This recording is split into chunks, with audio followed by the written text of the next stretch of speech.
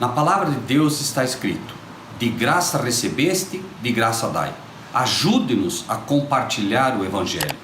Dê o seu like, inscreva-se no nosso canal e ative o sininho. Obrigado.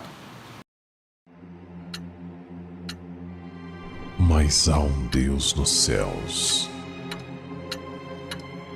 que revela os segredos. Ele revelou o que vai acontecer no fim dos dias.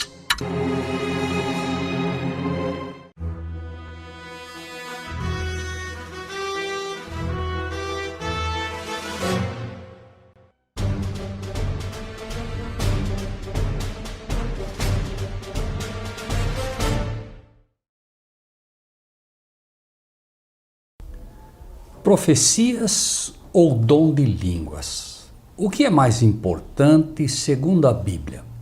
Vejamos o que está registrado no livro de 1 Coríntios, no capítulo 14, a partir do versículo 1. Segui o amor e procurai com zelo os dons espirituais, mas principalmente o de profetizar.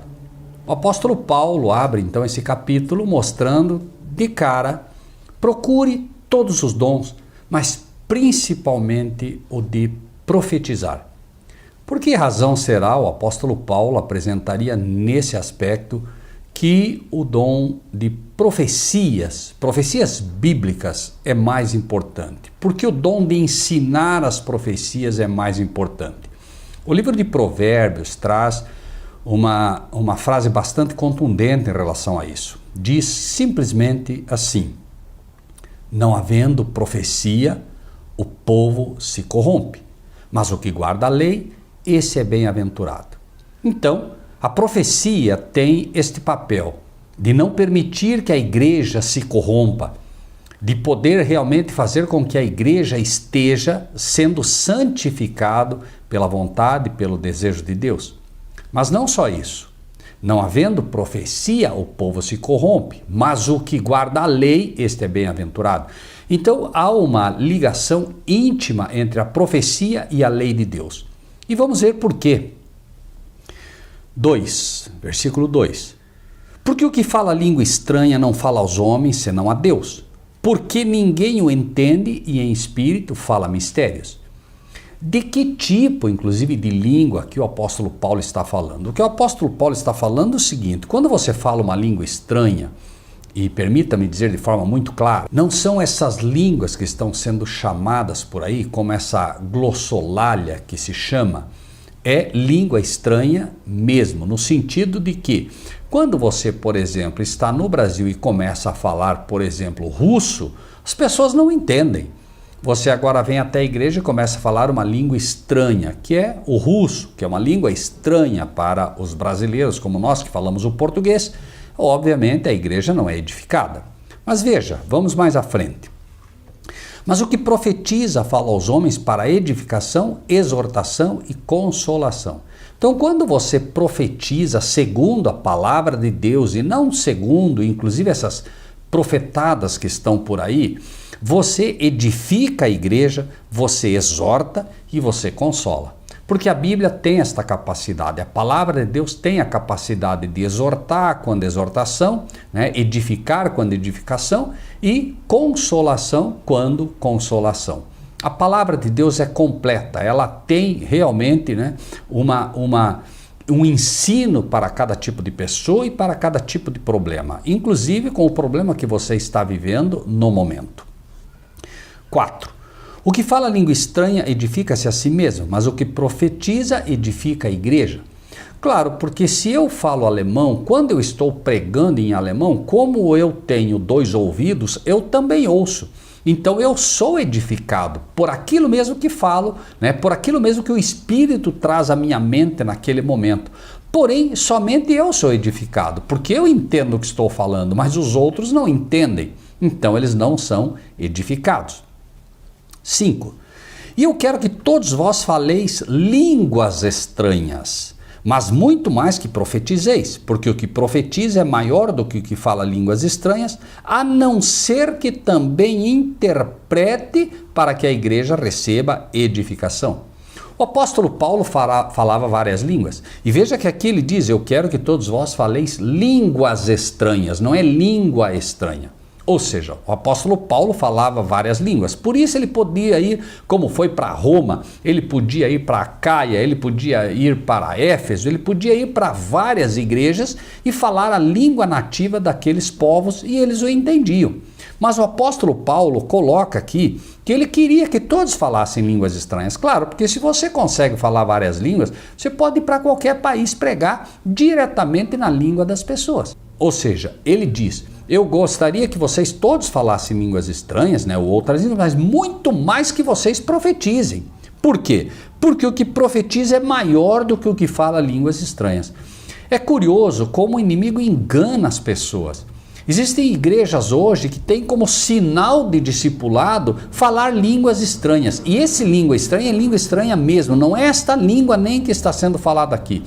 O diabo enganou milhares de igrejas hoje que falam uma língua que ninguém entende e acreditam que aquilo é o sinal do apostolado ou o sinal do discipulado, quando o próprio apóstolo Paulo está dizendo que o que fala profetiza, né? O que fala profecias, o que ensina profecias é maior do que o que fala línguas estranhas. Que curioso! E a igreja hoje sofre porque se colocou essas línguas malucas que estão aí como se fossem de fato essas línguas estranhas ou outras línguas, né? E pior do que isso, coloca-se inclusive como se você falar uma língua dessa que não edifica a igreja, que não ensina a igreja, que não traz nada de bom para a igreja, como se fosse o sinal do discipulado ou o sinal de ter recebido o Espírito Santo.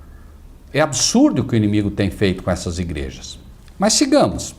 Ele ainda diz no versículo 5, veja, né? O que fala línguas estranhas, né, é menor, a não ser que haja quem interprete. Ora, por que interpretar? Claro, se está pregando em alemão, tem que ter alguém que interprete o alemão, que traga o alemão para o português, para que as pessoas possam entender.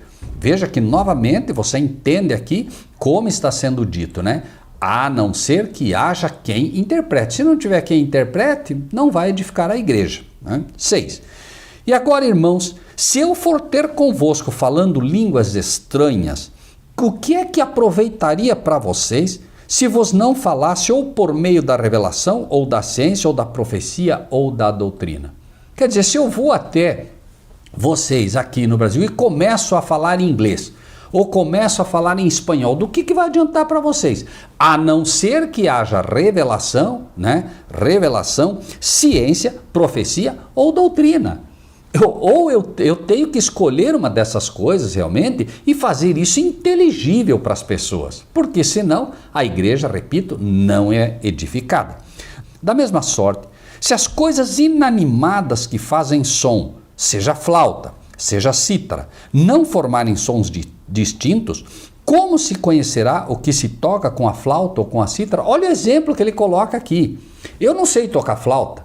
Imagine que eu comece agora simplesmente soprar na flauta. Vocês não vão entender nada. Não vão saber se eu estou tocando uma música conhecida ou não. Não se entende nada. E, obviamente, ninguém é edificado nesse louvor. Agora, se alguém sabe tocar a flauta e toca na flauta uma música bonita, um hino bonito de Deus, a igreja louva junto com ele. Mas se não entende, se não sabe tocar, olha o exemplo que ele coloca. Por quê? Se a trombeta der sonido incerto, quem se preparará para a batalha? A trombeta tem toque certo para avançar, para recuar. Né? Se a pessoa não sabe, não conhece esses toques, não sabe tocar a trombeta direito, quem que vai se preparar para a batalha? Ele não sabe se é para avançar, se é para recuar, se é para ficar, se é para... Não sabe o que é para fazer, não sabe se é para a infantaria avançar ou se é o grupo motorizado, enfim. Né? A batalha viraria uma confusão. O general não tem como no meio de uma batalha ficar gritando. Né? As pessoas que estiverem mais atrás não ouvem. Então a trombeta tem que dar o sonido certo. Assim também, a pregação tem que ter o sonido certo, tem que se falar de forma inteligível, de maneira que as pessoas entendam o que se está falando. 9. Assim também vós, se com a língua não pronunciardes palavras bem inteligíveis, como se entenderá o que se diz? Porque estareis como que falando ao ar. Quer dizer, você está na igreja, a igreja cheia, você está falando para o ar, porque ninguém está te entendendo. Será que o apóstolo Paulo poderia ser mais simples do que ele está sendo aqui, irmãos? E mesmo assim, muitas igrejas insistem com este erro. Há, por exemplo, tanta espécie de vozes no mundo e nenhuma delas é sem significação. Há muitas espécies de vozes no mundo. Alemão, inglês, francês, italiano, português de Portugal, russo, mandarim, enfim, há muitas vozes no mundo, mas todas elas, veja, têm significado, Todas elas têm seu significado, nenhuma delas as pessoas falam e ninguém entende, Você quando fala para um chinês, o mandarim, ele entende. Você quando fala o português para um brasileiro, ele entende. Quando você fala inglês para um americano ou para um inglês, ele entende. Todas têm significado, desde que, obviamente, para aqueles que conhecem o significado delas. Agora, quando não tem significado nenhum, a igreja, repetimos, não é edificada de maneira nenhuma. E o apóstolo Paulo vai mais longe nisso. Veja só, o versículo 11, Mas se eu ignorar o sentido da voz, serei bárbaro para aquele a quem falo, e o que fala será bárbaro para mim. Claro, é como se fosse um bárbaro, quer dizer, ele está falando lá, resmungando alguma coisa, mas eu não entendo nada, e também quando ele resmunga eu não entendo nada. Por quê? Eu estou falando em português, ele fala inglês. Ele está falando inglês, eu falo português. Eu sou bárbaro para ele, ele é bárbaro para mim, ou seja, é como se nenhum dos dois entendesse nada. 12. Assim também vós, como desejais dons espirituais, procurais sobejar neles para a edificação da igreja. Deus deu dons para a igreja com um objetivo, edificar a igreja, todos eles. Não há um só dom que não tenha sido dado para edificar a igreja, para fazer a igreja crescer. Mas esse, entre aspas, dom de línguas que está por aí, não edifica nada, não ajuda nada, só cria confusão, na verdade, dentro da igreja. E vejam como. 13. Pelo que o que fala língua estranha, ore para que a possa interpretar. Então, se você, por exemplo, agora quer ir para a França, você tem que pedir a Deus para que tenha quem interprete lá, ou que você mesmo possa interpretar. Então, você vai até lá, não tem um intérprete, você vai pregar hoje lá na França, Se você, por exemplo, não sabe o francês, tem que ter alguém que interprete, ou você mesmo tem que interpretar. Para você interpretar, você tem que conhecer o francês, Então, obviamente, se você vai até um local e você vai apresentar na língua nativa, não vai precisar interpretar. Mas se você vai num local e não sabe, tem que ter quem interprete, Ore para que a possa interpretar. 14. Porque se eu orar em língua estranha, o meu espírito ora bem, mas o meu entendimento fica sem fruto. Como assim? Como é que o meu entendimento fica sem fruto? Claro, porque eu oro em inglês para pessoas que falam português. Então, obviamente, eu me edifico, E o meu espírito pode estar orando bem, mas as pessoas não a entendem, Fica sem fruto, não há fruto, porque as pessoas não entenderam nada, não há fruto para a edificação da igreja. 15. Que farei, pois? Orarei com o espírito, mas também orarei com o entendimento. Cantarei com o espírito, mas também cantarei com o entendimento. Então, o que o apóstolo Paulo está dizendo aqui? Eu tenho que orar no espírito, com o coração realmente consagrado a Deus, mas tem que orar com entendimento. É preciso realmente que se faça isso. Veja, é como uma música. Existem milhares de brasileiros, principalmente jovens, que cantam músicas em inglês que nem sabem o que estão cantando. Eu já vi cristãos, por exemplo, cantando, cristãos que adotaram, por exemplo, músicas completamente demoníacas para o seu casamento. Existe uma música, inclusive, que é a música que se usou muito, que é aquela música do tema do filme Crepúsculo, que é aquela filme de vampiros, é uma declaração de amor ao diabo, aquela música, e vários cristãos usaram no seu casamento. Uma música que é uma declaração de amor ao demônio. E por quê? Porque não conhecem. Ela está em inglês, e aí eles não entendem a letra e nem percebem que é uma declaração ao diabo, inclusive uma declaração quando o diabo estiver condenado aqui na terra por 1000 anos. A música é exatamente isso, né? 1000 anos, né? 1000 years. As pessoas simplesmente não sabem mais o que fazem. E por quê? Por causa disso. Se ouvissem essa música e a interpretassem em português, veriam o perigo dela. Por quê? Porque, como dizemos, é uma música que é uma declaração de amor ao inimigo, né? Então, versículo 16. De outra maneira, se tu bendisseres com o Espírito, como dirá o que ocupa o lugar de indulto, o amém, sobre a tua ação de graças, visto que não sabe o que dizes? Ora, é até complicado, né? Você se ajoelha, aí estamos, por exemplo, em 10 pessoas, nós estamos aqui no Brasil, a pessoa começa a orar em chinês. Você nem sabe o que ele está dizendo. Como é que você vai dizer amém?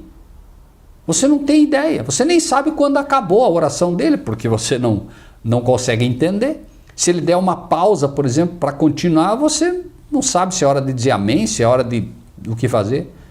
E mais, você pode estar dizendo amém, por exemplo, para uma oração que ele está fazendo para um demônio. E aí?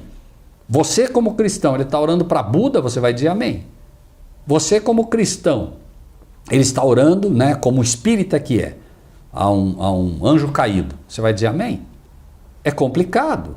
Veja, o apóstolo Paulo não erra no que está dando à igreja. Esse é um ensino para a igreja de Deus. 17.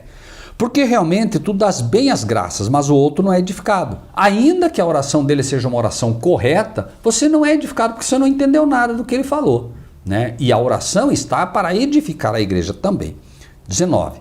Todavia, eu antes quero falar na igreja 5 palavras na minha própria inteligência, para que possa também instruir os outros, do que 10.000 palavras em língua desconhecida. Claro, é muito melhor você falar uma frase ou duas da Bíblia, né, na língua que as pessoas possam entender, do que ler a Bíblia inteira para eles de uma maneira que eles não entendam. Não há sentido, né, no que se faz dessa maneira. 20. Irmãos, aqui é um apelo impressionante para a igreja. E por favor, se você é um pentecostal, não leve isso por mal. Tome apenas como um ensino de Paulo para você que precisa disso. Esse é o remédio para a cura deste problema gravíssimo que assola as igrejas. Esse é um engano do demônio violento que acontece nas igrejas.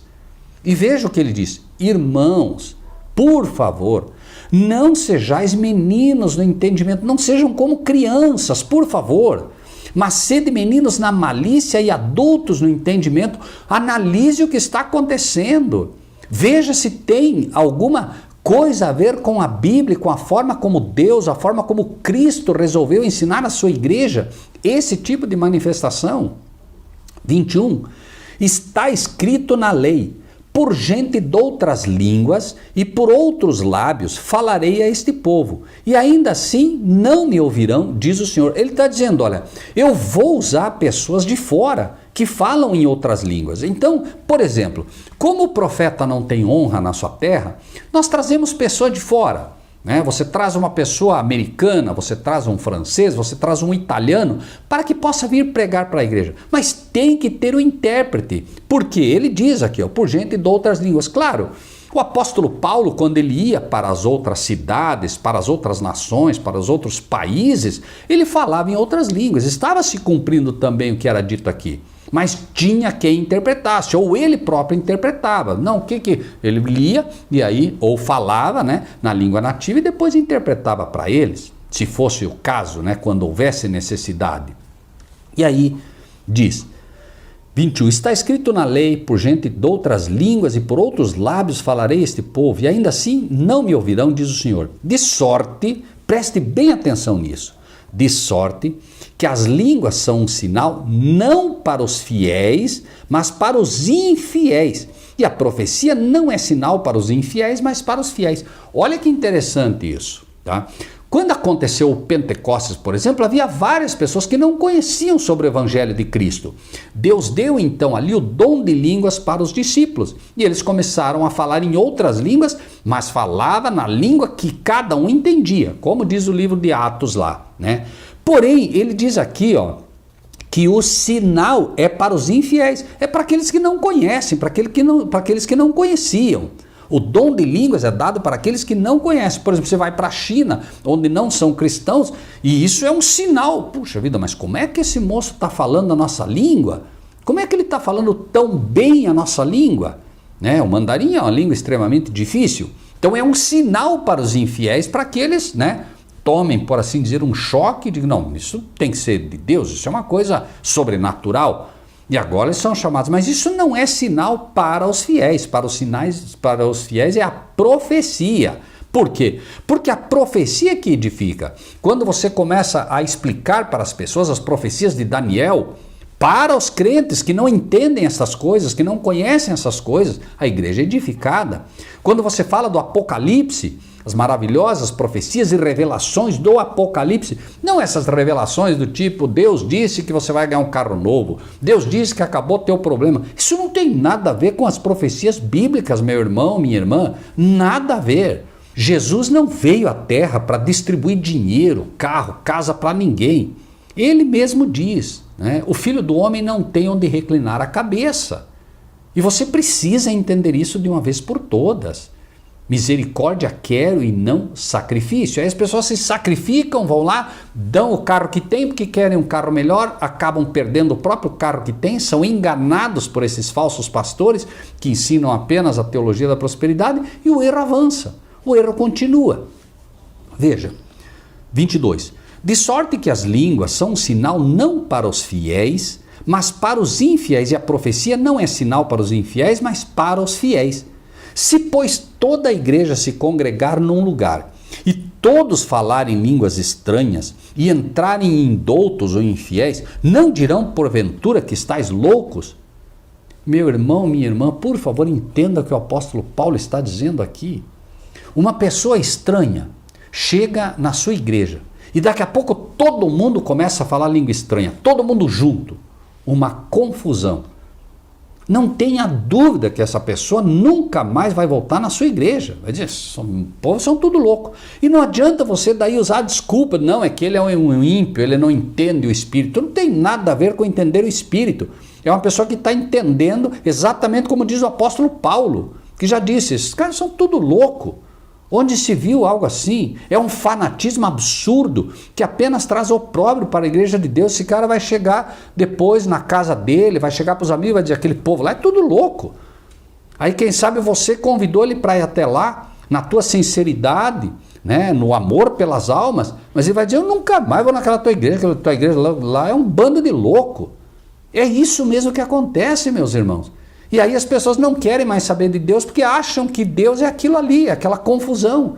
Não querem mais ir para a igreja porque acham que a igreja é aquilo, e a igreja não é aquilo e nunca foi. Aquilo é um engano que o inimigo colocou dentro das igrejas. 24. Mas se todos profetizarem e algum indouto ou infiel entrar, de todos é convencido, de todos é julgado. Claro, agora ele vai lá e a pessoa está profetizando, está pregando uma profecia bíblica. Não tenha dúvida, há poder na palavra de Deus, há poder na profecia. Não havendo profecia, o povo se corrompe, mas havendo profecia, o povo não se corrompe. E aí ele entra, vê que é uma igreja santa, uma igreja reverente, uma igreja que conhece, e a palavra de Deus cativa, irmãos. A palavra de Deus cativa. Essa loucura que está aí, não. Jesus falava o dia inteiro. As pessoas esqueciam até que tinham que comer. Ficaram lá o dia inteiro, daqui a pouco eu disse para o Senhor, eles precisam comer. Por quê? Porque a palavra de Deus, ela é um alimento saboroso, ela é um alimento gostoso. É gostoso de ouvir a palavra de Deus. Mas aí você vai nessas igrejas e o que acontece invariavelmente? Alguém tem uma música? Ah, eu tenho. Vai lá, canta. Alguém tem uma palavra? Ele vai lá, lê um trechinho da Bíblia, mas não explica nada. Ah, glória a Deus, aleluia, amém. Vai para o canto. Mais alguém? Ah, cantar, de novo, canta outro. Ah, não, testemunho. Passa 1h30, quase 2 horas dessa maneira. A igreja não é edificada dessa maneira, não é. Porque o que realmente edifica a igreja é a palavra, é a profecia bíblica. E aí finalmente tem 20 minutos para falar.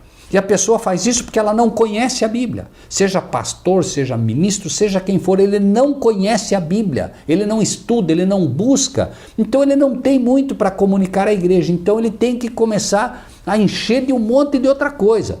Finalmente resta 20 minutos para a palavra. E mesmo ali ele lê um texto, mas como ele não conhece, ele começa a falar uma série de coisas que não tem nada a ver com o assunto. E a igreja não é edificada. Não é. É invariavelmente o que acontece. E aí o que? Glória, glória, glória, aleluia, glória, glória, e pulo e grito. Irmãos, por favor, isso não edifica a igreja. Não edifica a igreja. Entenda. É o apóstolo Paulo que está falando, inspirado por Deus. Não é o Rogério Buzzi, não adianta ficar bravo comigo. Não sou eu quem está dizendo isso. Por favor, entenda. Deus se preocupa com a sua igreja e quer instruí-la.